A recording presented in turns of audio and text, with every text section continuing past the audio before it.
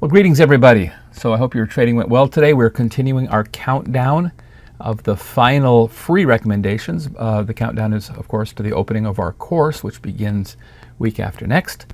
So this is going to be the number 6 on our countdown, so the 5th overall of the free ones.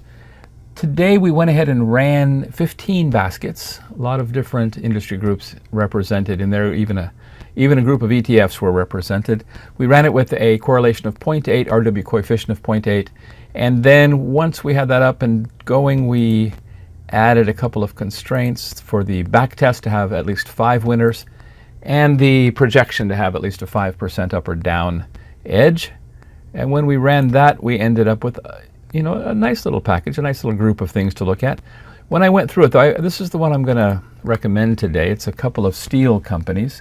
One is a U.S. steel company and one is a multinational. Now, it's interesting, perhaps right now with what's going on in the world, to be watching the U.S. versus multinationals, because there might be some changes, right? There might be some changes in the relationship between those companies based on things that are happening. But we'll keep an eye on that, and if that starts to happen, and it starts to happen against us, of course, we'll get out right away.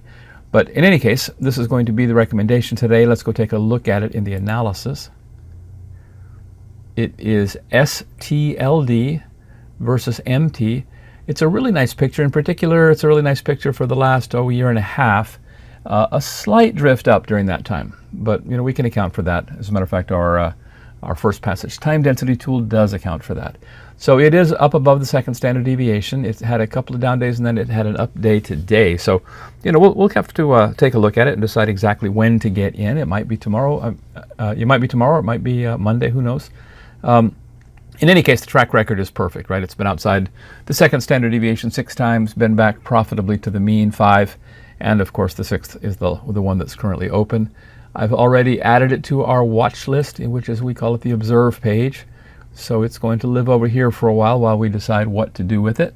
It's been kind of waffling around for a week or so up in this region, but it's got a good history right here of returning to the mean nicely. Let's take a look at it in the hitting probabilities.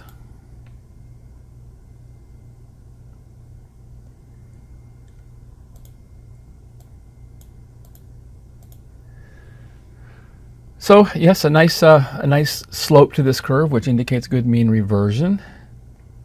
We're going to set the Monte Carlo simulation for 10,000 paths and run that. And it is a short, and it's saying we're going to be below the current price, which is 8.24, 89% of the time. That's in 30 days. That's a good number. We've seen better, but that's good and solid. And talking about returning all the way to the mean, which is 3.53, it says we'll get there half the time in 36 bars. That's a little longer than what we would usually want, the mode being 19 bars. So it's showing the expectation value of 12% though in 30 days, and as you guys know, I typically make my cutoff at 10%, so likely that's going to make the target price not quite all the way to the mean.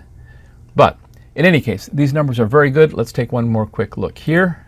It is STLD versus MT with a ratio of 1.45, a very solid correlation of 0.92, and a great RW coefficient of 0.88. A perfect track record and a good looking picture. This is the recommendation today. STLD minus 1.45 of MT. It is a short. So for every share of STLD that you sell, you're going to buy 1.45 shares of MT. Good luck with your trading.